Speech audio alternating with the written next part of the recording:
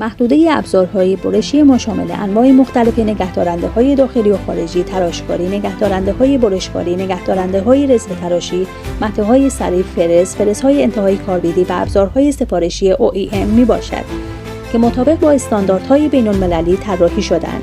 این ابزارها در حوزه‌های مختلفی همچون خودروسازی، انرژی، قالب‌سازی، ماشین‌آلات عمومی و هوافضا کاربرد گسترده‌ای دارند. ابزارهای برشی ما با هدف تولید محصولاتی با کیفیت بالا و با بهره‌گیری از پیشرفته‌ترین فناوری‌ها و فرآیندهای تولید، کیفیت برتر و دوام طولانی را تضمین می‌کنند. ما به صورت مستمر در حال تحقیق و توسعه انواع مختلف ابزارها از جمله فرز، مته، ابزار تراشکاری، ابزار برش و غیره هستیم تا نیازهای متنوع مشتریان را برآورده کنیم. با توجه به نیازهای خاص مشتریان و کاربردهای منحصر به فرد، خدمات طراحی و تولید ابزارهای سفارش را ارائه می‌دهیم تا به عملکرد بهینه دست یابیم. ما دارای یک تیم فنی متخصص هستیم که پشتیبانی فنی و راهکارهای مناسب را به مشتریان ارائه می‌دهد تا آنها را در انتخاب مناسب‌ترین ابزارهای برشی یاری کنند.